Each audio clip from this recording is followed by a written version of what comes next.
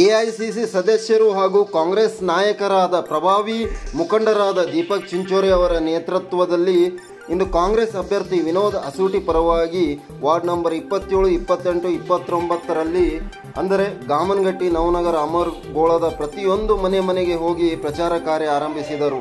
ಸುಡಲು ಬಿಸಿಲು ಲೆಕ್ಕಿಸದೆ ತಮ್ಮ ಸಾವಿರಾರು ಕಾರ್ಯಕರ್ತರೊಂದಿಗೆ ಮನೆಗೆ ಪಾದಯಾತ್ರೆ ಮಾಡಿದ ದೀಪಕ್ ಚಿಂಚೋರೆ ಅವರು ಕಾಂಗ್ರೆಸ್ ಅಭ್ಯರ್ಥಿ ವಿನೋದ್ ಅಸೂಟಿಯನ್ನು ಬಹುಮತದಿಂದ ಆರಿಸಿ ಗೆಲ್ಲಿಸಿ ಲೋಕಸಭೆಗೆ ಕಳುಹಿಸಬೇಕೆಂದು ಮತದಾರ ಬಾಂಧವರಲ್ಲಿ ವಿನಂತಿಸಿದರು. ನಮಸ್ಕಾರ ವೀಕ್ಷಕರೇ, ಆಲ್ ಇಂಡಿಯಾ ಸೋಷಿಯಲ್ ಮೀಡಿಯಾ ಯೂನಿಯನ್ಗೆ ಸ್ವಾಗತ. ನಾನು ನಿಮ್ಮ ಗುರುರಾಜ್.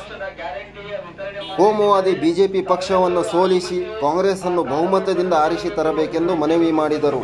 ಅಲ್ಲದೆ ಇದೇ ಸಂದರ್ಭದಲ್ಲಿ ಕೇಂದ್ರದ 25 ಜನ ಕಲ್ಯಾಣ ಗ್ಯಾರಂಟಿ ಯೋಜನೆಗಳ ಗ್ಯಾರಂಟಿ ಕಾರ್ಡ್ಗಳನ್ನು ವಿತರಿಸಲಾಯಿತು.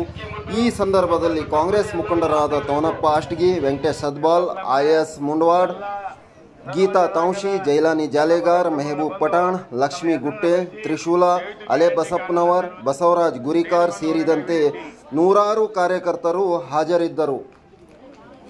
ವೀಕ್ಷಕರೇ, ಕಾಂಗ್ರೆಸ್ ಪಕ್ಷ ಯಾವಾಗಲೂ ಬಡ ಜನತೆಯ ಪರವಾಗಿ ಅನೇಕ ಜನಕಲ್ಯಾಣ ಯೋಜನೆಗಳನ್ನು ತರುತ್ತಲೇ ಇದೆ.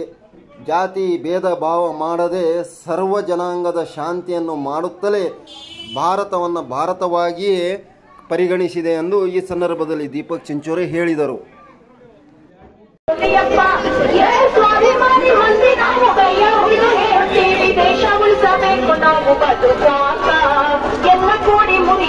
ಇವರ ಸೋಂಕ ಯಾರು ಏನಾದ್ರೂ ಹೇಳಿ ನೀವು ಮಾತ್ರ ಮೈಯ ಮರೆತು, ಯಾರು ಏನಾದ್ರೂ ಹೇಳಿ ನೀವು ಮಾತ್ರ ಮೈಯ ಮರೆತು ಓಟು ಹಾಕಬೇಡಿ ಎಂದು ಕಮಲಾಕ ಮಾಡಿಕೊಂಡಬೇಡಿ ನಿಮ್ಮ ಲೋಕ.